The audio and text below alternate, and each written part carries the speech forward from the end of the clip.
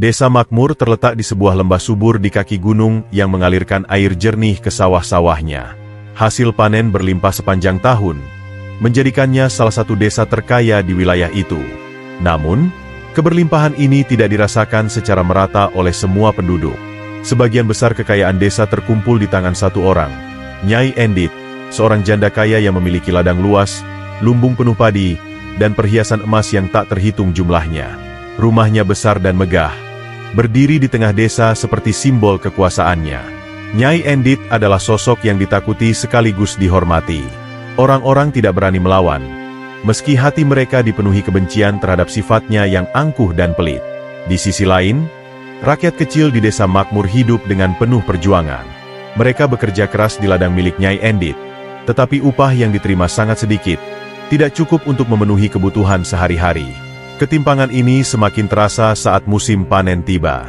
Sementara Nyai Endit menyimpan semua hasil panen di lumbung pribadinya, banyak keluarga di desa itu harus puas dengan sisa-sisa kecil yang mereka dapatkan. Suasana desa yang seharusnya penuh kedamaian justru dipenuhi rasa iri dan putus asa. Namun, tidak ada yang berani melawan atau meminta lebih, karena siapapun yang mencoba akan diusir dari ladang atau bahkan dari desa itu sendiri. Keadaan ini membuat desa makmur menjadi tempat yang kaya secara materi, tetapi miskin dalam hal keadilan dan kebahagiaan. Nyai Endit bukan hanya kaya, tetapi juga dikenal karena sifatnya yang sangat kejam. Ia memperlakukan para pekerjanya dengan dingin, seolah-olah mereka bukan manusia melainkan hanya alat untuk menambah kekayaannya. Jika ada pekerja yang sakit atau lemah, Nyai Endit tidak segan-segan memecat mereka tanpa belas kasihan. Anak-anak yang kelaparan dan mencoba memetik buah dari kebunnya sering dihukum dengan cambukan atau diusir dengan hinaan. Dalam pikirannya, semua yang ia miliki adalah hasil jerih payahnya sendiri, meskipun kenyataannya kekayaannya diperoleh dari hasil kerja keras orang lain. Ia percaya bahwa memberikan sedikit saja dari hartanya kepada orang lain akan merugikan dirinya, dan karenanya ia terus menyimpan semua kekayaan itu untuk dirinya sendiri. Ketidakadilan Nyai Endit tidak hanya terlihat dalam tindakannya terhadap para pekerja, tetapi juga dalam sikapnya terhadap sesama warga desa. Ketika musim paceklik tiba dan banyak orang datang meminta bantuan, Nyai Endit justru menertawakan penderitaan mereka. Jika kalian lapar, itu salah kalian sendiri. Bekerjalah lebih keras, adalah jawabannya yang sering terdengar. Warga desa yang kecewa hanya bisa menelan rasa sakit hati mereka, karena melawan Nyai Endit berarti kehilangan pekerjaan atau bahkan tempat tinggal. Di balik dinding rumah megahnya, Nyai Endit hidup dalam kemewahan yang luar biasa. Meja makan penuh dengan hidangan, lemari pakaian berisi kain sutra terbaik, dan kotak perhiasan yang hampir tidak cukup untuk menyimpan seluruh koleksi emas dan permatanya. Namun, kemewahan itu hanya semakin menegaskan jurang perbedaan antara dirinya dan rakyat kecil yang semakin terpuruk dalam kemiskinan. Pada suatu pagi yang dingin, seorang pengemis tua berjalan tertatih-tatih memasuki desa makmur. Pakaiannya compang-camping, tubuhnya kurus kering, dan matanya tampak lelah menahan lapar. Ia sudah menempuh perjalanan jauh, berharap menemukan seseorang yang mau memberinya sedikit makanan atau minuman untuk mengisi perut kosongnya. Namun, setiap pintu yang diketuknya di desa itu hanya memberikan penolakan. Penduduk desa yang miskin merasa tidak memiliki cukup makanan bahkan untuk diri mereka sendiri, apalagi untuk seorang pengemis. Dengan sisa tenaga, ia akhirnya memutuskan untuk mendatangi rumah terbesar dan termegah di desa itu, rumah milik Nyai Endit. Di pikirannya, orang sekaya Nyai Endit pasti memiliki hati yang cukup besar untuk menolong seseorang yang sedang dalam kesusahan. Pengemis tua itu berdiri di depan pintu besar berukir emas milik Nyai Endit dan mengetuknya dengan lembut. Setelah beberapa saat, seorang pelayan membuka pintu dengan wajah angkuh. "Apa maumu, orang tua?" bentak pelayan itu dengan nada kasar. Sang pengemis, dengan suara lemah, menjawab, "Aku hanya meminta sedikit air dan sepotong roti untuk mengisi perutku yang kosong." Pelayan itu, yang takut pada Nyai Endit, tidak berani mengambil keputusan sendiri. Ia pun masuk ke dalam untuk melaporkan permintaan itu. Nyai Endit, yang sedang duduk menikmati sarapan mewah di meja panjangnya, hanya mendengus. "Beraninya orang seperti dia meminta makan dariku. Suruh dia pergi," katanya dengan nada dingin. Ketika pelayan kembali dan menyampaikan pesan Nyai Endit, pengemis tua itu tidak menyerah. Ia memohon sekali lagi, kali ini dengan suara yang hampir pecah oleh rasa lapar dan keputusasaan. Namun, Nyai Endit, yang mendengar keributan itu, keluar sendiri untuk mengusirnya. Dengan wajah marah, ia mengambil ember berisi air kotor dan melemparkannya ke arah sang pengemis. "Pergi dari sini, dasar pengemis menjijikkan," teriaknya. Pengemis itu hanya bisa menunduk, menahan sakit hati, sebelum pergi dengan langkah gontai. Tetapi sebelum pergi, ia menatap Nyai Endit dan berucap dengan suara pelan, "Apa yang kau tanam, itu yang akan kau tuai." Perlakuan Nyai Endit terhadap sang pengemis tua hanya menambah luka di hati rakyat desa. Kejadian itu menjadi bahan pembicaraan di antara para warga yang menyaksikan dari kejauhan. Di gubuk-gubuk kecil mereka, bisik-bisik penuh rasa iba dan kemarahan terdengar. Bagaimana mungkin seseorang memiliki begitu banyak, tetapi tidak rela berbagi sedikit saja untuk yang benar-benar membutuhkan, kata seorang ibu tua sambil menggendong cucunya yang kurus karena kurang gizi. Warga desa tahu mereka tidak bisa berbuat apa-apa. Nyai Endit terlalu kuat, terlalu kaya, dan terlalu berkuasa. Mereka takut kehilangan pekerjaan atau bahkan diusir dari desa jika berani menentangnya. Rasa putus asa semakin melanda ketika banyak keluarga di desa mulai kehabisan bahan makanan. Anak-anak menangis kelaparan, sementara para orang tua bekerja keras di ladang milik Nyai Endit dengan bayaran yang tidak sebanding. Namun, tidak ada jalan keluar. Lumbung padi Nyai Endit yang penuh selalu terkunci rapat, dijaga oleh pelayannya yang setia. Warga hanya bisa melihat dari kejauhan, berharap suatu hari hati Nyai Endit akan tergerak untuk membantu mereka. Di malam hari, ketika mereka berkumpul di sekitar api kecil untuk menghangatkan diri, beberapa warga menceritakan kembali kejadian tentang pengemis tua itu. "Mungkin dia adalah utusan dari Tuhan," bisik seorang pria tua. "Jika Nyai Endit terus seperti ini, aku takut kita semua akan menanggung akibatnya." Namun, harapan mereka untuk perubahan seolah tidak berarti, karena Nyai Endit tidak menunjukkan tanda-tanda akan berubah. Sebaliknya, ia semakin menikmati kekayaannya, semakin puas melihat orang-orang yang membutuhkan tunduk di bawah kekuasaannya. Sementara itu, langit desa mulai terasa lebih kelabu, dan firasat buruk mulai menyelimuti hati para warga. Beberapa minggu setelah peristiwa dengan pengemis tua, Nyai Endit memutuskan untuk menggelar sebuah pesta besar di rumah megahnya. Ia ingin memamerkan kekayaannya kepada semua orang di desa, terutama kepada para tamu undangan dari luar desa yang terdiri dari para saudagar dan orang-orang terpandang. Hari itu, rumah Nyai Endit didekorasi dengan megah. Kain-kain sutra berwarna merah dan emas menggantung di dinding, dan meja panjang di aula utamanya dipenuhi dengan makanan-makanan mewah, nasi kuning dengan rempah-rempah mahal, daging panggang yang berlimpah, buah-buahan segar, serta aneka kue manis yang hanya bisa dimimpikan oleh rakyat jelata. Para pelayannya bergegas ke sana kemari, memastikan semuanya sempurna untuk sang nyonya. Namun, pesta besar ini justru menjadi pemandangan yang menyesakkan bagi rakyat kecil. Mereka hanya bisa berdiri di luar pagar, mengintip dari kejauhan, dengan perut lapar yang belum terisi sejak pagi. Bau harum makanan yang menguar dari dalam membuat mereka semakin merasa menderita. Beberapa anak kecil memberanikan diri mendekati pagar, berharap mendapatkan sedikit makanan yang mungkin tersisa. Tetapi para penjaga segera mengusir mereka dengan kasar. Nyai Endit, yang menyadari keberadaan para warga di luar, hanya tertawa terbahak-bahak. "Lihat mereka," katanya kepada para tamunya. "Orang-orang miskin itu tidak tahu bagaimana menikmati hidup. Biarkan mereka melihat, tetapi jangan biarkan mereka menyentuh sedikit pun dari pestaku." Kata-kata itu disambut tawa para tamu yang sama kejamnya, menambah kepedihan di hati rakyat yang hanya bisa memandang tanpa daya. Di tengah pesta, suasana semakin riuh. Para tamu menari dan bersorak, sementara pelayan terus menghidangkan makanan tanpa henti. Nyai Endit merasa dirinya seperti ratu di antara rakyat kecil yang melarat. Ia mengangkat gelas berisi anggur mahal dan berteriak, "Ini adalah hasil dari kerja keras dan kecerdasanku. Biarkan semua orang tahu bahwa hanya mereka yang layak yang bisa menikmati kehidupan seperti ini." Tepuk tangan membahana memenuhi ruangan, tetapi di luar rumah, suasana jauh berbeda. Warga desa yang sudah kelaparan mulai menangis, meratapi nasib mereka yang tidak kunjung membaik. Beberapa orang mulai berbisik bahwa kesombongan seperti ini tidak mungkin bertahan lama, bahwa ada sesuatu yang lebih besar dari Nyai Endit yang akan menghentikan kekejamannya. Namun, malam itu, suara tawa Nyai Endit dan tamu-tamunya yang nyaring menenggelamkan segala doa dan harapan dari rakyat kecil yang terpinggirkan. Di tengah malam pesta yang meriah itu, Ketika tawa para tamu sedang membahana dan suara musik menggetarkan seluruh aula, seorang kakek tua dengan jubah lusuh tiba-tiba muncul di depan gerbang rumah Nyai Endit. Rambutnya putih panjang, tubuhnya ringkih, tetapi tatapannya tajam dan penuh kewibawaan. Ia berjalan perlahan dengan tongkat kayu di tangannya, menyusuri jalan setapak yang dipenuhi kerumunan rakyat kecil yang masih memandangi pesta dari kejauhan.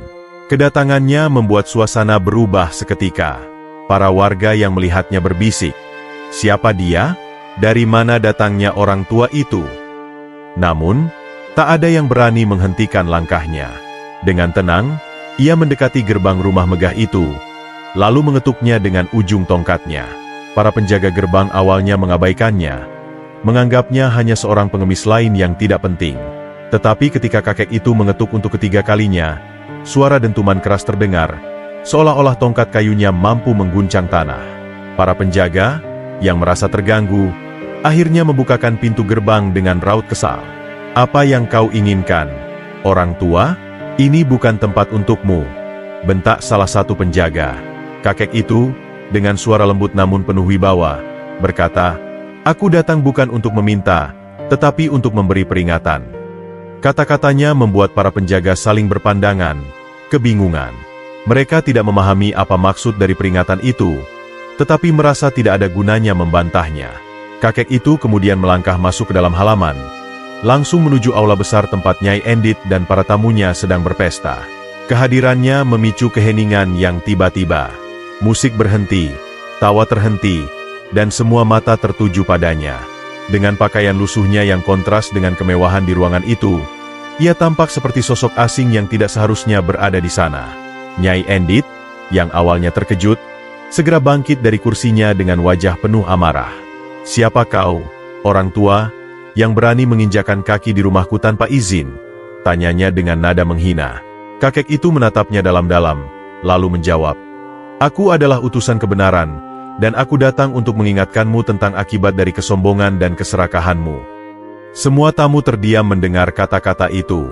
Beberapa dari mereka mulai merasa tidak nyaman, tetapi Nyai Endit hanya tertawa terbahak-bahak. "Utusan kebenaran? Apa maksudmu? Aku tidak butuh omong kosong ini di pestaku," katanya sambil melambaikan tangan, memberi isyarat kepada para penjaga untuk mengusir kakek itu.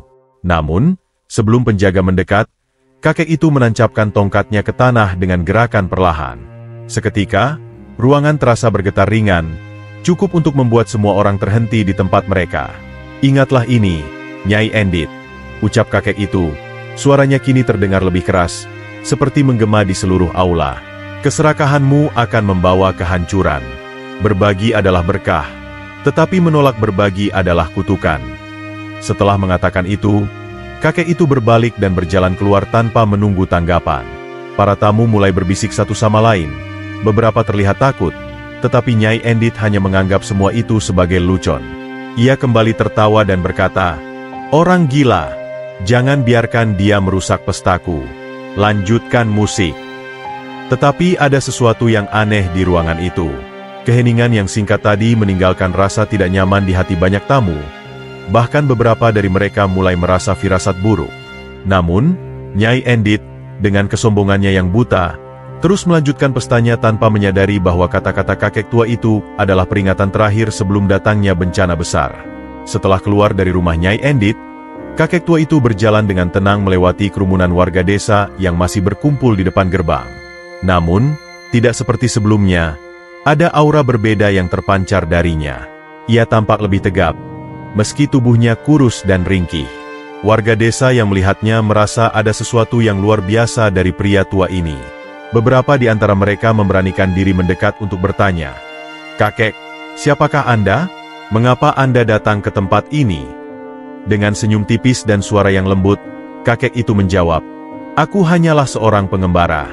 Aku datang untuk mengingatkan kalian semua, terutama dia yang hatinya telah dipenuhi kesombongan dan keserakahan."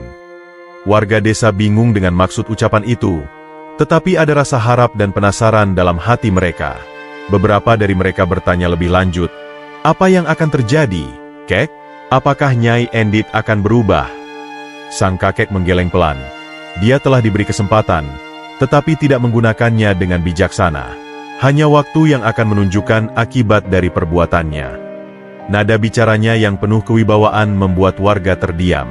Ada yang merasa takut, ada pula yang merasa lega bahwa seseorang akhirnya berani menghadapi Nyai Endit, meskipun tidak secara langsung. Sebelum pergi, kakek itu berkata, "Kalian semua harus bersiap. Ketika sesuatu yang besar datang, jangan melawan, tetapi ikutilah arahnya. Yang terpenting, tetaplah bersama dan saling membantu. Itulah satu-satunya cara untuk bertahan." Setelah memberi peringatan itu, kakek tua itu perlahan menghilang ke dalam kegelapan malam. Warga desa hanya bisa saling berpandangan, tidak tahu apa yang harus mereka lakukan. Sebagian mulai berbicara tentang kemungkinan kutukan atau bencana, tetapi sebagian lainnya menganggap ini hanya ucapan orang tua yang aneh. Namun, mereka tidak bisa mengabaikan firasat yang semakin kuat bahwa sesuatu yang buruk akan segera terjadi. Di rumah-rumah kecil mereka, warga desa berdoa dengan khusyuk, memohon perlindungan dari apapun yang mungkin akan menimpa mereka. Di sisi lain, di rumah besar Nyai Endit, suasana pesta masih berlangsung meriah. Tawa tamu-tamu yang hadir menggema di seluruh aula, tetapi ada kegelisahan yang samar di hati sebagian dari mereka. Mereka tidak bisa melupakan sosok kakek tua itu dan kata-kata peringatannya yang terasa seperti ancaman. Beberapa tamu memutuskan untuk pulang lebih awal, dengan alasan yang dibuat-buat, tetapi Nyai Endit tidak memperhatikan. Ia terus tertawa, menikmati malam yang penuh dengan pujian atas kekayaannya. Ia sama sekali tidak menyadari bahwa saat itu, jauh di bawah tanah tempat rumahnya berdiri, sesuatu mulai bergerak perlahan, seperti respons alam terhadap kesombongan dan keangkuhan yang sudah terlalu lama dibiarkan. Setelah malam pesta yang penuh dengan kemewahan dan kesombongan, kehidupan di desa makmur berjalan seperti biasa. Namun, ada sesuatu yang berbeda. Langit, yang biasanya cerah di pagi hari, kini dipenuhi awan gelap. Angin bertiup lebih kencang dari biasanya, dan suara burung-burung yang biasanya ramai terdengar justru menghilang. Penduduk desa mulai merasa ada yang tidak beres.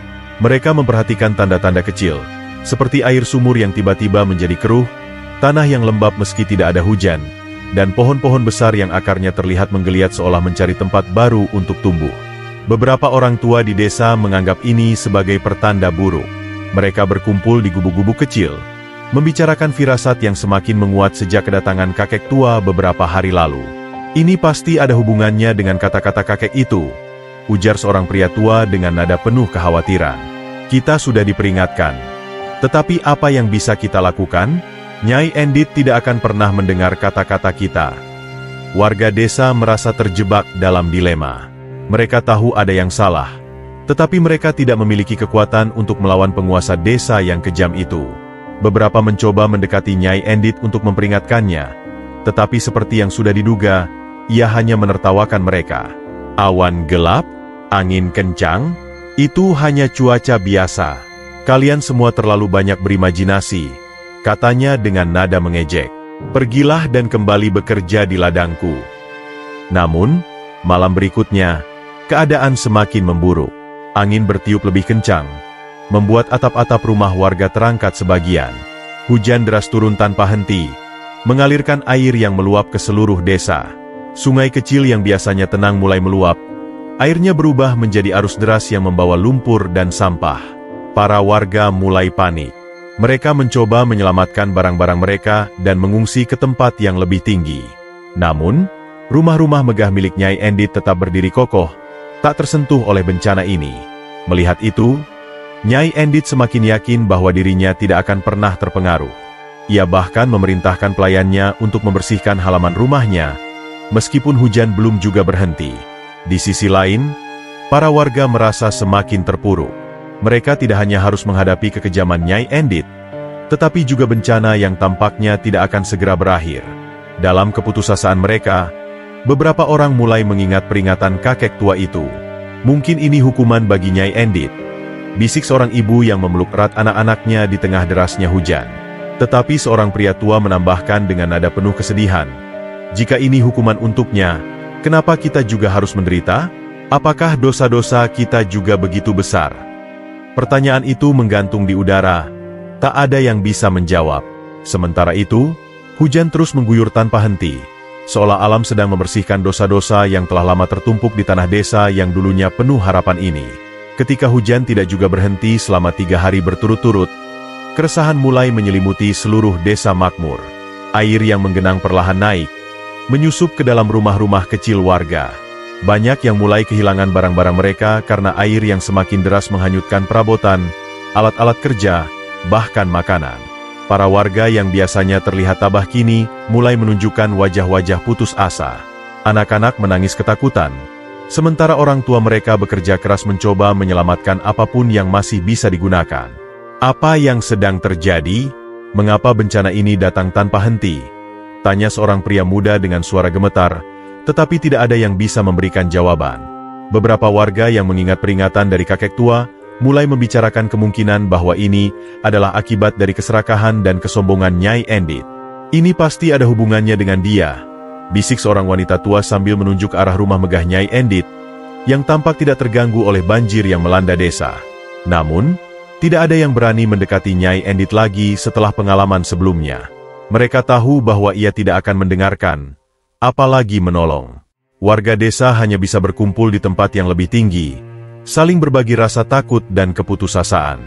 Banyak yang memohon pertolongan Tuhan, berharap agar bencana ini segera berakhir. Namun, di tengah doa-doa mereka, suara hujan dan angin hanya semakin kencang, seolah menandakan bahwa sesuatu yang lebih besar akan segera terjadi. Sementara itu, di rumah besar Nyai Endit, suasana sangat berbeda.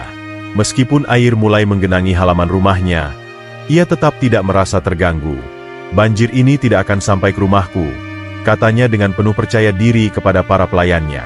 Ia duduk di kursinya yang mewah, menikmati makanan hangat sambil memandang keluar jendela, menyaksikan warga desa yang sibuk menyelamatkan diri. Namun, seorang pelayan, yang diam-diam merasa takut, mencoba memberanikan diri untuk berbicara. Nyonya, mungkin ini saatnya kita membantu mereka. Air semakin tinggi, dan mereka tidak punya tempat lain untuk pergi. Nyai Endit segera bangkit dari kursinya dengan wajah marah. Membantu mereka? Untuk apa? Mereka bukan tanggung jawabku. Jangan pernah bawa omong kosong seperti itu lagi, bentaknya. Pelayan itu hanya bisa menunduk, tidak berani menatap wajah majikannya. Ketika malam tiba, air sudah mencapai jalan-jalan utama desa, membuat sebagian besar wilayah tidak dapat diakses. Para warga yang tersisa mulai berusaha mendekati rumah Nyai Endit untuk meminta bantuan.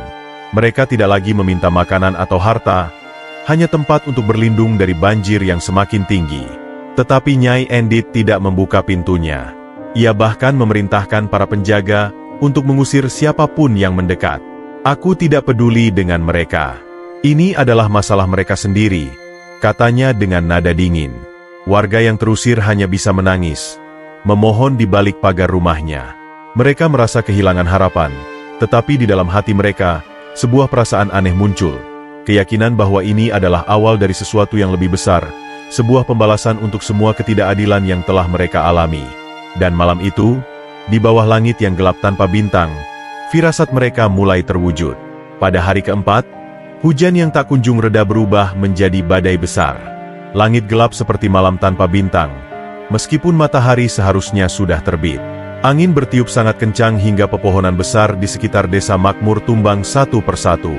Sungai kecil yang biasanya tenang kini meluap menjadi arus deras, membawa lumpur dan serpihan kayu yang menghancurkan segalanya di sepanjang jalan. Seluruh desa mulai terendam air. Rumah-rumah sederhana yang terbuat dari kayu dan bambu mulai roboh, menyisakan para penghuninya yang basah kuyup dan kebingungan mencari perlindungan. Warga desa yang panik mulai berlarian ke tempat yang lebih tinggi, membawa apapun yang bisa mereka selamatkan. Ibu-ibu menggendong anak-anak mereka, sementara para lelaki mencoba membantu membawa barang-barang yang tersisa. Kita harus pergi sekarang. Air semakin tinggi, teriak seorang pria tua, mendorong tetangganya untuk meninggalkan rumah yang sudah terendam setengah. Tetapi tidak semua orang sempat melarikan diri. Banyak keluarga yang terperangkap di rumah mereka, terisolasi oleh arus deras yang tidak memungkinkan mereka untuk menyeberang. Tangisan dan teriakan terdengar di mana-mana, tetapi badai begitu kuat hingga suara manusia tenggelam di tengah gemuruh air dan angin. Di tengah kepanikan itu, rumah megah milik Nyai Endit masih berdiri kokoh, tetapi air mulai merayap ke dinding-dindingnya. Para pelayan yang ketakutan mencoba memperingatkan Nyai Endit. Nyonya, air semakin tinggi. Kita harus pergi sebelum terlambat. Salah satu dari mereka berteriak dengan wajah pucat. Namun, Nyai Endit hanya duduk di kursinya, dengan tatapan penuh kebencian. "Pergi. Aku tidak akan meninggalkan rumahku. Rumah ini dibangun dengan kekayaanku. Tidak ada yang bisa menghancurkannya, tidak bahkan banjir," katanya dengan nada penuh kesombongan. Para pelayan saling berpandangan, ragu untuk membantah, tetapi ketakutan mereka semakin besar. Beberapa dari mereka akhirnya memutuskan untuk melarikan diri tanpa izin, meninggalkan majikan mereka yang keras kepala. Sementara itu, air terus naik dengan cepat, membanjiri halaman rumah Nyai Endit dan mulai merembes ke dalam rumah. Barang-barang mewahnya yang selama ini dipamerkan mulai terendam. Karpet-karpet mahal basah kuyup, meja makan megah yang terbuat dari kayu terbaik mulai terapung, dan peti-peti penuh perhiasan emas kini terendam lumpur. Namun, Nyai Endit tetap menolak untuk pergi. "Tidak, semua ini adalah milikku. Aku tidak akan meninggalkan hartaku," katanya sambil memeluk kotak perhiasan emasnya. Ia tidak peduli bahwa rumahnya perlahan-lahan berubah menjadi perangkap. Badai semakin menggila, dan air terus naik tanpa henti. Warga desa yang berada di tempat lebih tinggi menyaksikan dengan rasa takut sekaligus takjub. "Lihat rumah Nyai Endit," kata seorang wanita sambil menunjuk arah rumah megah yang kini hampir terendam. "Dia masih ada di sana, tetapi tidak ada yang bisa menyelamatkannya." Orang-orang mulai berbisik, mengingat kata-kata kakek tua beberapa hari sebelumnya. "Apakah ini balasannya? Apakah ini hukuman untuk kesombongannya?" tanya seorang pria muda. Meskipun sebagian merasa lega melihat kejatuhan Nyai Endit, yang lain tidak bisa menahan rasa iba. "Tidak seharusnya ini terjadi pada siapapun, bahkan padanya," ujar seorang ibu sambil menggendong bayinya. Namun, apapun perasaan mereka, tidak ada yang bisa mereka lakukan selain menyaksikan rumah megah itu perlahan-lahan tenggelam bersama pemiliknya yang masih keras kepala, enggan meninggalkan kekayaan yang selama ini menjadi sumber kehancurannya. Di tengah derasnya hujan dan genangan air yang semakin tinggi, seorang gadis kecil dengan wajah pucat dan tubuh kurus berusaha mendekati rumah besar Nyai Endit. Gadis itu, yang bernama Ningsih, adalah anak dari keluarga petani miskin yang ladangnya telah rusak total akibat banjir. Ayahnya terluka saat mencoba menyelamatkan beberapa peralatan pertanian, dan ibunya tidak punya apapun untuk diberikan kepada anak-anaknya yang kelaparan. Dengan keberanian yang lahir dari keputusasaan, Ningsih memutuskan untuk pergi ke rumah Nyai Endit, berharap mendapatkan sedikit makanan atau perlindungan. Ketika Ningsih tiba di depan gerbang, ia mengetuk dengan tangan kecilnya yang gemetar. Tubuhnya basah kuyup, dan suara ketukannya hampir tidak terdengar di tengah gemuruh hujan. Setelah beberapa saat, seorang penjaga membukakan pintu dengan wajah marah. "Apa yang kau lakukan di sini, anak kecil? Pergi. Ini bukan tempat untukmu," bentaknya. Namun, Ningsih tidak menyerah. Ia menggenggam erat kain lusuh yang membalut tubuhnya dan memohon dengan suara yang hampir pecah oleh tangis. "Oh, Pak, ayahku terluka, adik-adikku kelaparan. Saya hanya butuh sedikit makanan atau tempat berlindung, hanya sebentar." Penjaga itu tampak ragu. Meskipun tugasnya adalah menjaga gerbang, hatinya tersentuh oleh permohonan gadis kecil itu. Ia akhirnya memberanikan diri melapor kepada Nyai Endit. Ketika penjaga itu masuk dan menjelaskan situasi Ningsih, Nyai Endit yang sedang duduk dengan angkuh langsung meledak marah. "Seorang anak kecil? Beraninya dia meminta dariku. Apa dia tidak tahu bahwa ini adalah rumahku, bukan tempat perlindungan untuk orang miskin seperti mereka?" katanya dengan nada menghina. Ia memerintahkan pelayannya untuk mengusir Ningsih tanpa belas kasihan. Ketika penjaga kembali dan menyampaikan pesan itu, Ningsih tetap berdiri di bawah hujan, menolak pergi. Air matanya bercampur dengan tetesan hujan di wajahnya. "Oh, Pak, saya tidak meminta banyak. Hanya sedikit saja, untuk keluarga saya," ujarnya dengan suara yang semakin lemah. Akhirnya, Nyai Endit sendiri keluar, tidak tahan mendengar keributan di depan rumahnya. Dengan wajah marah dan mata penuh kebencian, ia membawa sepotong roti basi dari meja makan dan melemparkannya ke arah Ningsih. "Ambil ini dan pergi. Jangan pernah datang lagi ke rumahku, atau aku akan memerintahkan penjaga untuk mengusirmu lebih kasar," bentaknya. Roti itu jatuh ke tanah, bercampur dengan lumpur. Ningsih menunduk, mengambilnya dengan tangan kecilnya yang gemetar, lalu berlari pergi tanpa mengatakan apapun. Ia tahu bahwa jika ia tetap tinggal, ia hanya akan mendapatkan lebih banyak hinaan. Warga desa yang menyaksikan kejadian itu dari kejauhan hanya bisa menggelengkan kepala. Hati mereka dipenuhi rasa marah dan sedih. Seorang wanita tua yang melihat Ningsih berjalan pergi berbisik, anak itu hanya ingin menyelamatkan keluarganya. Tapi lihatlah, bahkan seorang anak kecil tidak mampu meluluhkan hati Nyai Endit. Namun, Ningsih tidak menangis lagi. Di dalam hatinya, ada perasaan aneh. Sebuah keyakinan bahwa kesombongan Nyai Endit tidak akan bertahan lama. Dengan roti basi yang digenggam erat di tangannya, ia berlari pulang melewati banjir, membawa sedikit harapan untuk keluarganya. Di rumahnya, ia membagi roti itu menjadi potongan-potongan kecil untuk ayah, ibu, dan adik-adiknya. Meski hanya sedikit, mereka memakannya dengan rasa syukur yang mendalam. Di luar, hujan masih turun, tetapi Ningsih merasa seolah ada kekuatan besar yang sedang bekerja. Sesuatu yang tidak bisa dihentikan, sesuatu yang akan membawa keadilan bagi mereka yang telah lama tertindas.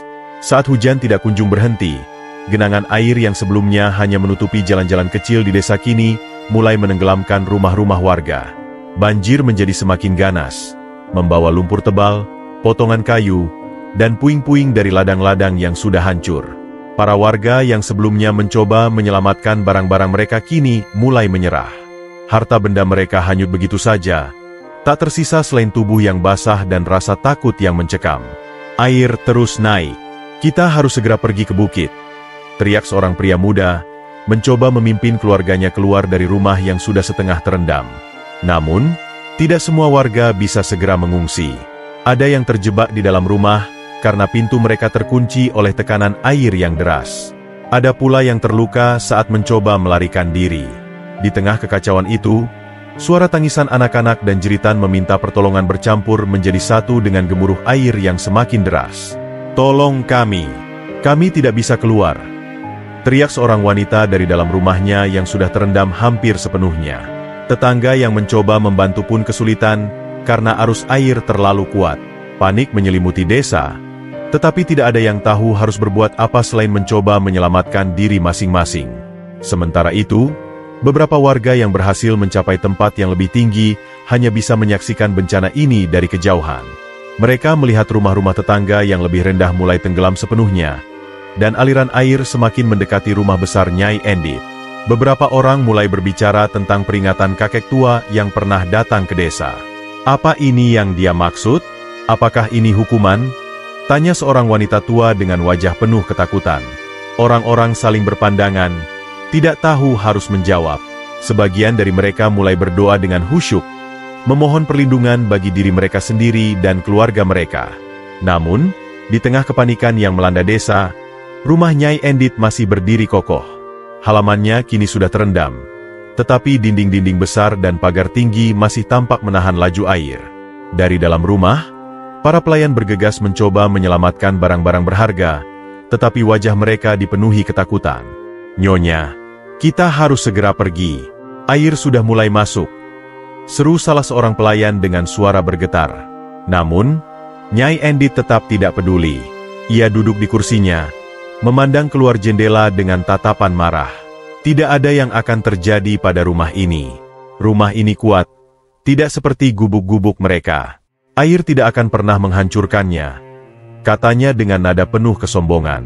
Ketika air mulai merembes ke lantai rumahnya, beberapa pelayan tidak bisa lagi menahan ketakutan mereka.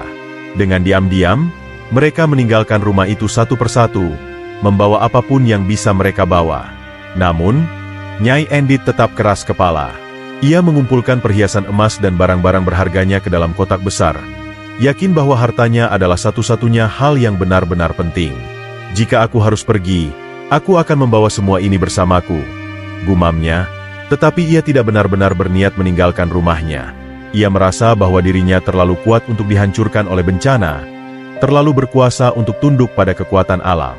Namun, alam sedang memberikan pelajaran yang tidak bisa dihindari, bahkan oleh seseorang seperti Nyai Endit. Air terus naik, dan rumah megah itu perlahan-lahan berubah menjadi penjara bagi wanita yang pernah merasa bahwa dirinya tak terkalahkan. Di tengah malam yang gelap gulita, saat badai semakin menggila dan desa hampir seluruhnya tenggelam, sosok kakek misterius itu kembali muncul. Ia datang dari arah bukit, berjalan perlahan dengan tongkat kayunya, seolah-olah badai yang mengamuk tidak mempengaruhinya sedikitpun.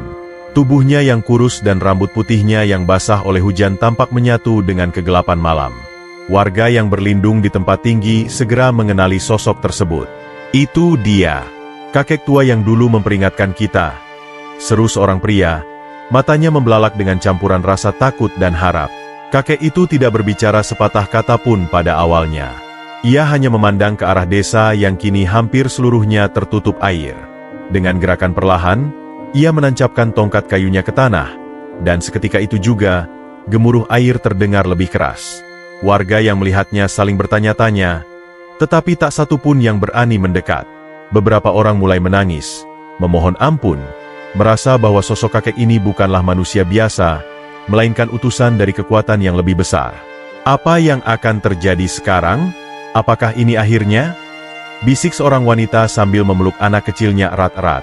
Di tengah desa, air terus naik dengan cepat, mencapai pintu-pintu rumah dan menenggelamkan segalanya di jalurnya. Di dalam rumah megahnya, Nyai Endit masih bertahan. Ia melihat banjir itu tidak hanya sebagai bencana, tetapi sebagai ujian yang bisa ia kalahkan dengan kekayaan dan kekuatannya. Namun, saat ia mendengar suara gemuruh yang lebih keras dari biasanya, ia bergegas ke jendela dan menyaksikan pemandangan yang membuatnya terpaku. Dari kejauhan, ia melihat kakek tua itu berdiri di puncak bukit. Tongkatnya terangkat tinggi, seolah-olah memanggil kekuatan alam untuk melakukan kehendaknya. Nyai Endit yang biasanya percaya diri tiba-tiba merasakan ketakutan yang aneh menjalar di tubuhnya. Ia mencoba menenangkan dirinya dengan berbicara keras kepada pelayan yang masih tersisa. "Itu hanya seorang tua gila. Dia tidak bisa melakukan apa-apa. Rumah ini tidak akan runtuh. Tidak ada yang bisa menghancurkanku," katanya dengan suara bergetar, meskipun ia sendiri tidak sepenuhnya yakin dengan ucapannya. Namun, pelayan-pelayannya hanya diam. Mata mereka tertuju ke arah air yang kini sudah mencapai anak tangga pertama di dalam rumah. Kakek itu kemudian berkata dengan suara yang meskipun lembut, menggema hingga terdengar ke seluruh desa. "Kesombongan telah menguasai hati yang seharusnya penuh kebaikan. Kekayaan menjadi racun, bukan berkah. Hari ini, kebenaran akan ditegakkan, dan mereka yang telah menindas akan merasakan akibatnya." Kata-katanya membuat warga yang mendengarnya gemetar. Beberapa orang mulai memohon ampun meski tidak merasa bersalah, takut bahwa mereka juga akan menjadi korban kemarahan alam. Tetapi kakek itu mengangkat tangannya dengan tenang dan berkata, "Mereka yang memiliki hati bersih akan selamat. Mereka yang membantu sesama akan tetap bertahan." Di dalam rumahnya, Nyai Endit semakin panik. Ia mencoba mengumpulkan lebih banyak barang berharganya, memasukkannya ke dalam kotak-kotak besar, bahkan ketika air mulai merayap ke lantai yang lebih tinggi. "Aku tidak akan kalah. Tidak oleh bencana ini, tidak oleh orang tua itu," teriaknya, mencoba meyakinkan dirinya sendiri. Namun, saat ia mencoba memindahkan sebuah peti besar yang penuh dengan emas, peti itu terlepas dari tangannya dan jatuh ke dalam air. Ia berusaha menggapainya, tetapi arus deras membuat peti itu lenyap begitu saja. Untuk pertama kalinya, Nyai Endit merasakan ketakutan yang nyata, bukan hanya atas kekayaannya, tetapi atas nyawanya sendiri. Ia tidak tahu bahwa saat itu, kakek misterius telah memutuskan bahwa waktunya sudah tiba untuk menghentikan kesombongannya selamanya. Ketika air semakin tinggi dan arusnya semakin deras, rumah megah milik Nyai Endit mulai menjadi pulau kecil di tengah desa yang telah berubah menjadi lautan air berlumpur. Tanggul alami di sekitar rumahnya yang sebelumnya tampak kokoh kini mulai retak. Air terus merembes ke dalam rumah, membawa lumpur yang mengotori karpet mewah, meja antik, dan dinding-dinding yang dihiasi kain sutra. Nyai Endit, yang sebelumnya begitu percaya diri, mulai menunjukkan tanda-tanda ketakutan. Ia berusaha memerintahkan para pelayannya untuk menyelamatkan barang-barangnya, tetapi pelayan-pelayan itu satu persatu meninggalkannya, memilih menyelamatkan diri mereka sendiri. Di dalam rumah, Nyai Endit berlari dari satu ruangan ke ruangan lain, mencoba menyelamatkan apa yang bisa ia bawa. Ia mengisi kantong besar dengan emas, perhiasan, dan kain-kain mahal, tetapi air terus naik, menyulitkan setiap langkahnya.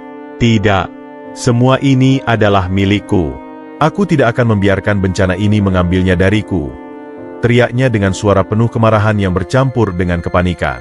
Namun, di tengah usahanya untuk menyelamatkan hartanya, ia tersandung oleh salah satu peti besar yang terbalik, membuat tubuhnya terjatuh ke dalam genangan air berlumpur. Ia berusaha bangkit, tetapi air yang dingin dan arus yang kuat membuatnya sulit untuk berdiri. Sementara itu, dari kejauhan, warga desa yang mengungsi di bukit menyaksikan rumah besar itu perlahan-lahan tenggelam. Mereka tidak bisa mendengar teriakan Nyai Endit, tetapi bayangan tubuhnya yang bergerak di dalam rumah yang terendam memberikan gambaran jelas tentang perjuangannya yang sia-sia. "Lihatlah dia," bisik seorang wanita tua. Matanya dipenuhi rasa iba dan kelegaan sekaligus. Semua kekayaannya tidak dapat menyelamatkannya dari amukan alam. Beberapa warga bahkan merasa bahwa ini adalah keadilan yang selama ini mereka tunggu. Namun, yang lain hanya bisa terdiam, tidak tahu bagaimana harus menanggapi pemandangan itu. Di dalam rumah, Nyai Endit akhirnya mencapai ruang utama di lantai atas, di mana ia menyimpan peti emas terbesar miliknya. Dengan napas terengah-engah, ia berusaha menyeret peti itu menuju jendela besar, berharap bisa membawanya keluar jika air terus naik. Namun, peti itu terlalu berat, dan air kini sudah mencapai pinggangnya. "Tidak, aku tidak akan meninggalkannya," jeritnya sambil mencoba mendorong peti itu lebih keras. Tetapi alih-alih berhasil, ia justru kehilangan keseimbangan dan hampir terseret oleh arus. Dalam usahanya untuk menyelamatkan peti tersebut, ia tidak menyadari bahwa air kini telah memenuhi hampir seluruh lantai rumahnya. Sementara itu, badai di luar semakin dahsyat. Angin kencang menerbangkan benda-benda, dan pohon-pohon besar di sekitar rumahnya mulai tumbang satu persatu. Salah satu pohon besar menghantam dinding rumah Nyai Endit, menciptakan lubang besar yang memungkinkan air masuk lebih cepat. Di tengah kekacauan itu, Nyai Endit akhirnya menyadari bahwa ia tidak akan mampu menyelamatkan semua hartanya. Namun, kesadaran itu datang terlambat.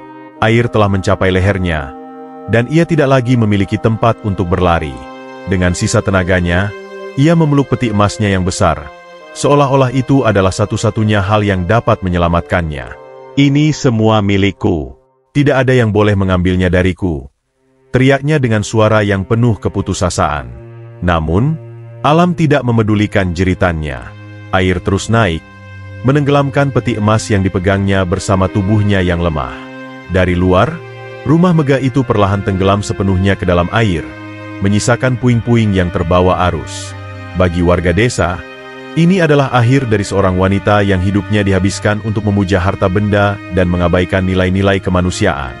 Namun, bagi Nyai Endit, ini adalah momen terakhir di mana ia terpaksa menghadapi kenyataan bahwa tidak ada kekayaan di dunia yang mampu melawan kekuatan alam dan kebenaran. Saat air sudah mencapai puncaknya, Nyai Endit mulai menyadari bahwa semua kekayaan yang selama ini ia kumpulkan tidak lagi berarti. Di lantai atas rumahnya yang hampir seluruhnya tenggelam, ia duduk memeluk peti emas dengan tubuh menggigil, bukan hanya karena dinginnya air tetapi juga karena rasa takut yang mulai menyelimuti hatinya. "Kenapa ini terjadi? Kenapa aku yang harus mengalami ini?"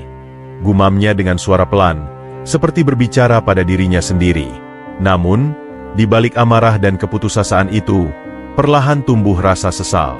Ia mulai mengingat semua orang yang pernah ia sakiti, semua permohonan tolong yang ia abaikan, dan semua penghinaan yang ia lemparkan kepada mereka yang hanya ingin sedikit berbagi dari kekayaan yang melimpah.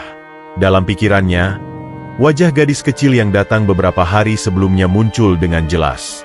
Ia mengingat bagaimana ia melemparkan roti basi ke arah anak itu dan mengusirnya dengan hinaan. "Andai saja aku membantu mereka. Andai saja aku tidak begitu serakah," bisiknya dengan air mata yang mengalir bercampur dengan air hujan yang menerobos masuk ke dalam rumah. Tetapi semuanya sudah terlambat. Tidak ada yang tersisa kecuali dirinya dan kekayaannya yang kini lebih menyerupai beban daripada berkah. Ia mencoba untuk berdiri, berharap menemukan jalan keluar, tetapi arus air yang semakin deras membuatnya sulit bergerak. "Tolong! Siapapun, tolong aku!" teriaknya dengan suara yang serak, tetapi tidak ada yang mendengarnya. Para pelayan sudah pergi, dan warga desa yang menyaksikan dari kejauhan hanya bisa memandang dengan campuran rasa iba dan kepuasan. Sementara itu, alam terus menunjukkan kekuatannya. Angin kencang menghantam dinding-dinding terakhir rumah megah itu, membuatnya bergetar dan retak di beberapa bagian. Air berlumpur mulai mengalir lebih deras, membawa serpihan kayu dan barang-barang dari rumah Nyai Endit. Ia mencoba menyelamatkan satu-satunya barang yang menurutnya berharga, peti emasnya, tetapi kekuatan alam tidak memberinya kesempatan. Dalam satu gerakan tiba-tiba, peti emas itu terlepas dari tangannya, hanyut bersama arus yang kuat. "Tidak, itu milikku," jeritnya sambil mencoba mengejar peti tersebut, tetapi arus terlalu kuat untuk dilawan. Ia akhirnya jatuh terduduk, tangannya gemetar, dan tubuhnya semakin tenggelam ke dalam air. Saat itulah ia benar-benar menyadari bahwa semua ini adalah akibat dari perbuatannya sendiri. Di luar, warga desa yang menyaksikan dari bukit mulai berbisik satu sama lain. "Dia akhirnya merasakan apa yang selama ini kita rasakan," ujar seorang pria tua dengan nada dingin. "Tetapi ada juga yang merasa iba. Tidak seharusnya dia berakhir seperti ini. Tapi mungkin inilah keadilan," tambah seorang wanita sambil menggendong anaknya. Beberapa dari mereka mulai berdoa, memohon kepada Tuhan agar bencana ini segera berakhir. Namun, perhatian mereka tetap tertuju pada rumah besar itu, yang kini hanya menyisakan atapnya di atas permukaan air. Mereka tahu bahwa ini adalah akhir dari kisah Nyai Endit, seorang wanita yang memiliki segalanya tetapi kehilangan semuanya karena kesombongan dan keserakahannya. Saat air semakin naik, tubuh Nyai Endit perlahan-lahan tenggelam bersama rumahnya. Dalam detik-detik terakhirnya, ia berhenti berjuang, merasa tidak lagi memiliki alasan untuk bertahan. Maafkan aku semua," bisiknya dengan suara lemah, seolah-olah kata-kata itu ditujukan kepada mereka yang pernah ia sakiti. Namun, penyesalannya datang terlambat. Air menenggelamkan rumah besar itu sepenuhnya, meninggalkan permukaan air yang tenang di tempat yang dulunya adalah pusat kehidupan desa makmur. Di atas bukit, warga desa menyaksikan dengan perasaan campur aduk. Mereka kehilangan seorang penguasa yang kejam, tetapi juga menyaksikan betapa kekayaan dan kesombongan tidak bisa melawan kekuatan alam dan keadilan yang tak terhindarkan. Malam itu, desa mereka berubah selamanya, bersama dengan lenyapnya Nyai Endit dan semua harta yang pernah ia banggakan. Ketika rumah megah milik Nyai Endit akhirnya tenggelam sepenuhnya, desa yang dulunya makmur berubah menjadi pemandangan yang suram dan tak bernyawa. Pohon-pohon besar yang dulunya berdiri kokoh kini tumbang, hanyut oleh arus air yang tidak lagi bisa dikendalikan. Lumpur dan puing-puing menutupi sebagian besar wilayah desa, menciptakan suasana seperti medan perang. Warga yang selama di puncak bukit hanya bisa memandangi desa mereka yang hilang, merasa seolah-olah alam telah menghapus segalanya sebagai bentuk balasan atas keserakahan dan ketidakadilan yang telah berlangsung bertahun-tahun. "Lihatlah, semuanya telah berubah. Desa kita semuanya tenggelam," bisik seorang pria tua dengan mata berkaca-kaca. Namun, malam itu tidak berakhir dengan keheningan. Alam tampaknya masih menunjukkan kemarahannya. Langit gelap diterangi oleh kilatan petir yang menyambar berkali-kali, seolah-olah mempertegas kekuatan alam yang tak terbendung. Angin yang berhembus kencang mengguncang pepohonan yang tersisa, dan suara gemuruh air membuat suasana semakin mencekam. Warga yang berada di tempat perlindungan mulai merasakan getaran di tanah di bawah mereka. "Apa yang sedang terjadi? Apakah ini belum berakhir?" tanya seorang wanita muda dengan suara gemetar sambil memeluk anaknya erat-erat. Mereka semua merasa kecil dan tak berdaya di hadapan kekuatan alam yang terus-menerus menguji mereka. Sementara itu, di tempat rumah Nyai Endit pernah berdiri, sesuatu yang aneh mulai terjadi. Permukaan air yang sebelumnya berombak kini mulai tenang secara perlahan.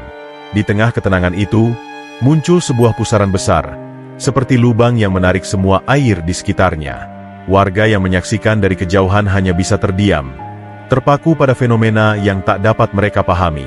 Itu di mana rumah Nyai Endit berada," ujar seorang pria muda sambil menunjuk ke arah pusaran tersebut. "Apa maksudnya ini? Apa yang sedang terjadi?" Pusaran air tersebut semakin kuat, menciptakan suara gemuruh yang menggema ke seluruh desa.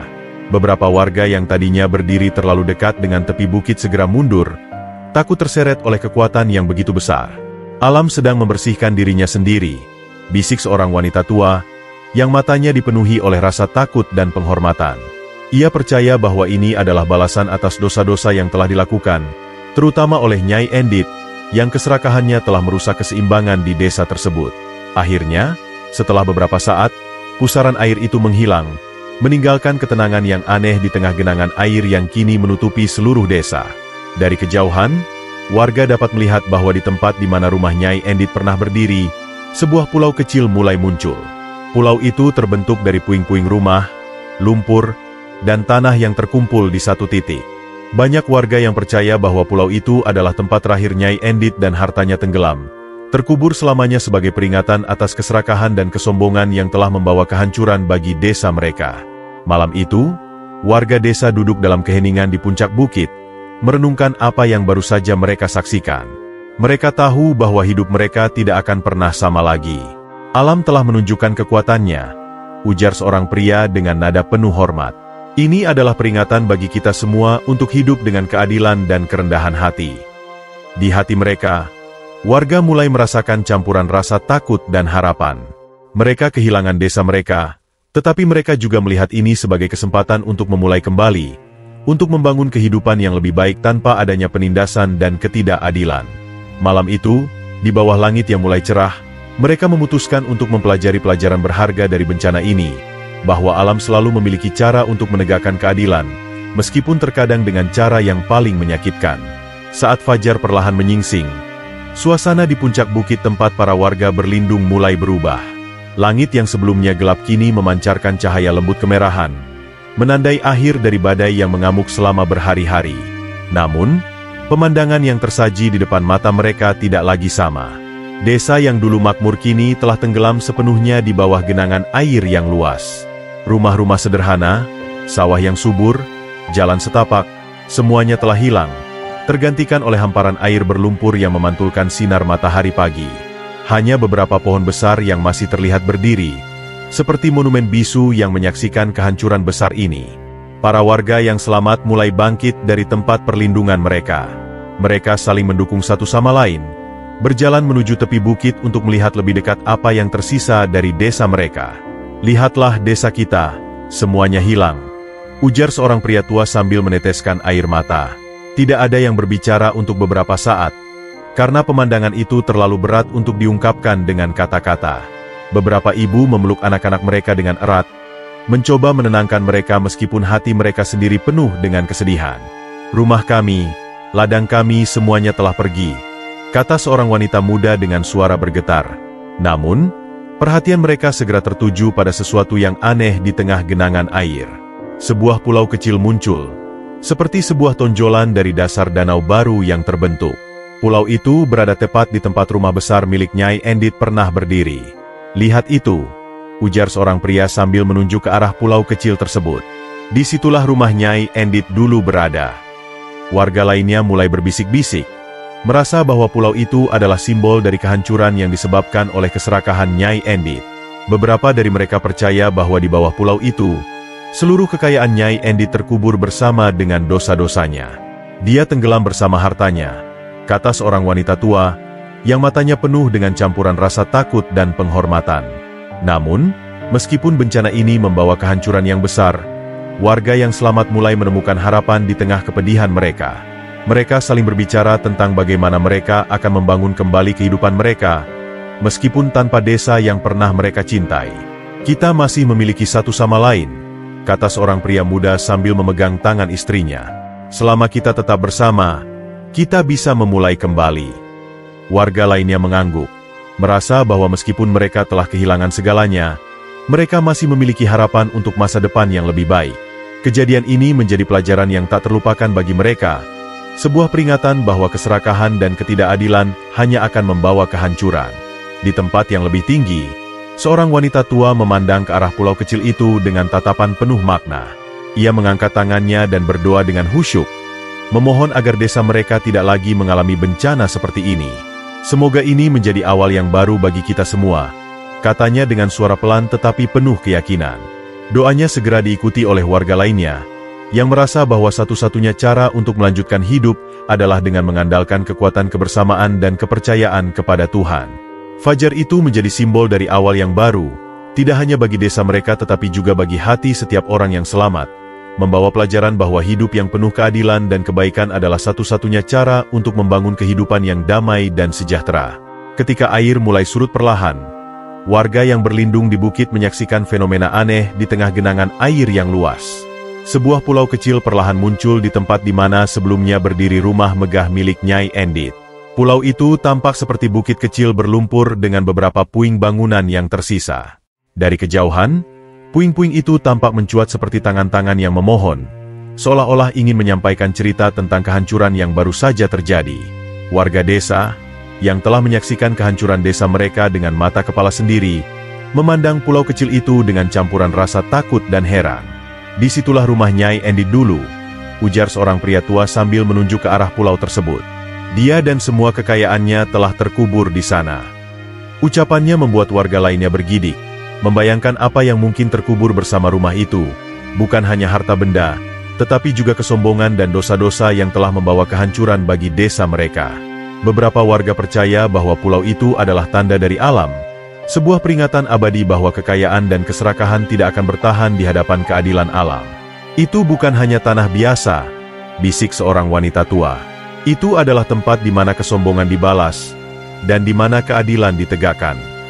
Namun, ada sesuatu yang lebih aneh tentang pulau itu.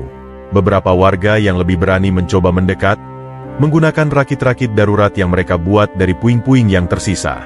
Saat mereka mendekati pulau itu, mereka merasakan aura yang tidak biasa, udara terasa lebih dingin, dan suara angin berhembus seperti bisikan yang berulang-ulang. "Kita seharusnya tidak terlalu dekat," ujar seorang pria muda yang merasa firasat buruk. Tetapi rasa penasaran mengalahkan ketakutan mereka. Ketika mereka mencapai tepi pulau, mereka menemukan bahwa tanahnya tidak stabil, seperti pasir hisap yang mencoba menelan apapun yang menyentuhnya. "Ini bukan tempat yang bisa kita huni," ujar salah satu dari mereka. Lalu mereka pun segera kembali ke bukit dengan rasa was-was. Bagi warga desa yang selamat, pulau kecil itu segera menjadi simbol sekaligus peringatan. Mereka mulai menyebutnya Pulau Kutukan, percaya bahwa di bawah tanahnya terkubur tidak hanya kekayaan Nyai Endit, tetapi juga dosa-dosanya yang besar. Beberapa warga bahkan bersumpah melihat bayangan samar-samar di malam hari, seperti sosok seorang wanita yang berkeliaran di atas pulau itu, membawa peti emas yang dulu begitu ia cintai. Cerita tentang pulau itu segera menjadi legenda yang akan diceritakan dari generasi ke generasi, sebagai pengingat bahwa keserakahan dan keangkuhan selalu membawa kehancuran. Di sisi lain, pulau itu juga memicu refleksi mendalam bagi para warga. Mereka mulai membangun kembali hidup mereka di tanah baru, tetapi dengan kesadaran yang lebih besar akan pentingnya kebersamaan dan berbagi. "Kita tidak boleh mengulang kesalahan masa lalu," ujar seorang pemimpin desa dengan nada penuh harap. Ia mendorong warga untuk bekerja bersama, saling membantu, dan membangun kehidupan yang lebih adil dan seimbang. Pulau kecil itu tetap berada di tengah genangan air, sunyi tetapi penuh makna, seperti sebuah monumen alami yang terus mengingatkan semua orang tentang harga dari kesombongan dan ketidakadilan.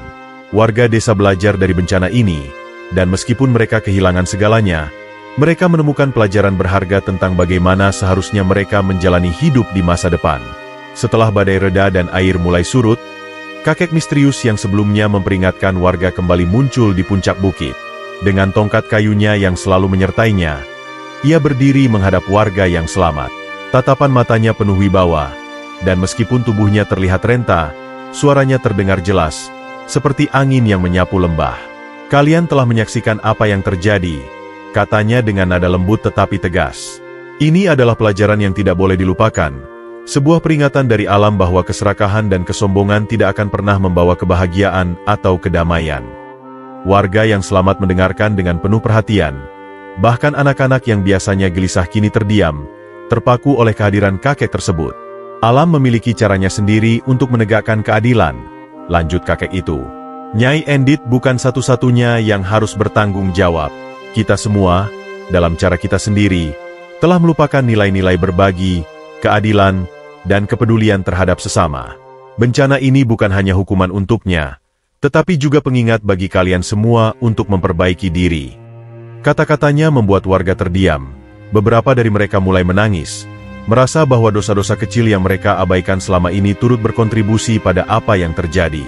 Kakek itu kemudian menancapkan tongkatnya ke tanah, membuat lingkaran kecil di sekitar dirinya. "Mulailah dari sini," katanya, mengacu pada lingkaran itu sebagai simbol kehidupan baru.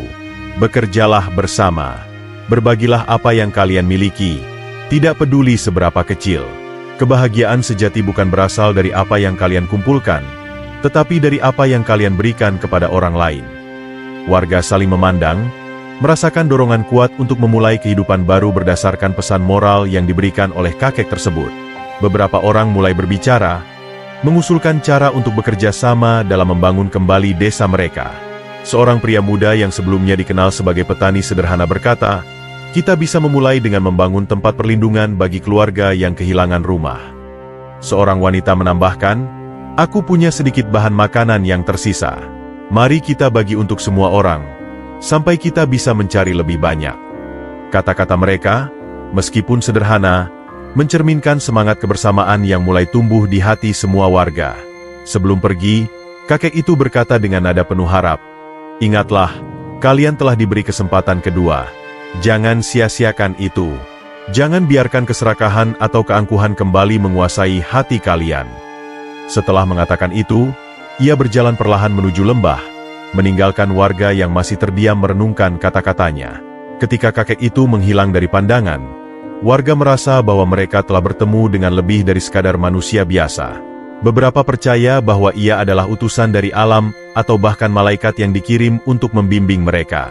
Malam itu, di bawah langit yang kembali cerah, warga desa memutuskan untuk memulai kehidupan baru yang didasarkan pada nilai-nilai yang telah lama mereka lupakan. Mereka berkumpul di sekitar api unggun, berbagi makanan dan cerita, dan saling memberikan semangat. "Kita tidak akan pernah melupakan apa yang terjadi," kata seorang pria tua. "Pulau itu akan selalu menjadi pengingat. Tetapi yang lebih penting adalah bagaimana kita hidup dari sekarang."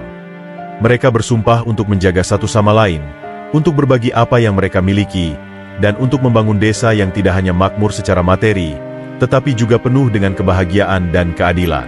Pesan moral dari kakek itu menjadi fondasi dari kehidupan baru mereka, sebuah babak baru yang penuh dengan harapan dan pelajaran dari masa lalu.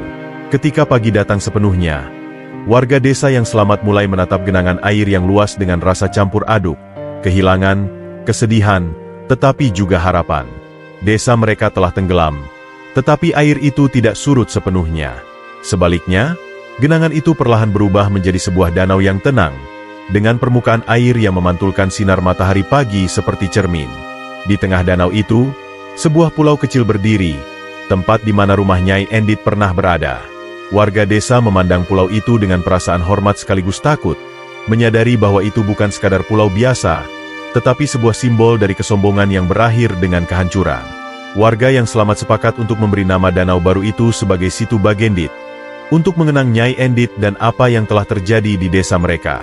Nama itu membawa makna mendalam, sebuah peringatan yang abadi bahwa keserakahan tidak akan pernah membawa kebahagiaan, dan bahwa keadilan, meski terkadang datang terlambat, pada akhirnya akan ditegakkan. Bagi warga desa, Situ Bagendit bukan hanya danau, tetapi juga tempat suci yang mengingatkan mereka pada pentingnya berbagi dan hidup dalam harmoni dengan alam dan sesama manusia. Seiring waktu, legenda tentang Situ Bagendit mulai tersebar, tidak hanya di desa itu tetapi juga ke wilayah-wilayah di sekitarnya. Orang-orang dari desa-desa tetangga datang untuk melihat danau tersebut, mendengar cerita tentang bagaimana seorang wanita kaya yang sombong dan serakah tenggelam bersama kekayaannya. Beberapa bahkan percaya bahwa pada malam tertentu, jika seseorang cukup berani untuk mendekati pulau di tengah danau, mereka akan mendengar suara samar-samar dari seorang wanita yang menangis, memohon agar diberi kesempatan kedua. "Itu adalah Nyai Endit," bisik seorang warga tua. Jiwanya masih terperangkap di sana, dihantui oleh dosa-dosanya sendiri. Namun, bagi warga yang selamat, Situ Bagendit juga menjadi tempat refleksi dan pembelajaran. Mereka sering duduk di tepi danau, merenungkan apa yang telah terjadi dan bagaimana mereka dapat membangun kehidupan baru yang lebih baik. Anak-anak yang lahir setelah bencana itu tumbuh dengan cerita tentang danau tersebut, dan bagaimana bencana itu mengajarkan pentingnya keadilan, kebersamaan, dan kerendahan hati. "Danau ini adalah hadiah sekaligus peringatan," kata seorang pria tua kepada cucunya. "Hadiah karena kita diberi kesempatan untuk memulai kembali, dan peringatan agar kita tidak mengulangi kesalahan yang sama." Tahun demi tahun berlalu, dan Situ Bagendit menjadi bagian tak terpisahkan dari kehidupan warga desa. Meskipun desa asli mereka telah tenggelam, warga yang selamat membangun komunitas baru di tempat yang lebih tinggi. Komunitas itu lebih sederhana, tetapi penuh dengan kebahagiaan dan kebersamaan yang sebelumnya hilang karena keserakahan dan ketidakadilan. Situ Bagendit tetap ada di sana, mengingatkan mereka bahwa hidup yang bermakna tidak diukur dari seberapa banyak yang dimiliki, tetapi dari seberapa banyak yang dibagikan kepada orang lain. Legenda Situ Bagendit terus diceritakan dari generasi ke generasi, Tidak hanya sebagai kisah tentang kehancuran, tetapi juga tentang harapan dan pembelajaran. Bagi mereka yang mendengar cerita itu, danau tersebut menjadi simbol keadilan yang tak terhindarkan, di mana alam sendiri turun tangan untuk menegakkan keseimbangan yang telah lama terganggu. Situ Bagendit bukan hanya sebuah tempat, tetapi juga sebuah pelajaran abadi yang terus hidup di hati setiap orang yang mendengarnya. Dan di tepi danau yang tenang itu, warga terus merenung, terus belajar, dan terus berusaha menjalani hidup yang lebih baik, menjaga kebijaksanaan yang telah mereka pelajari dari peristiwa itu.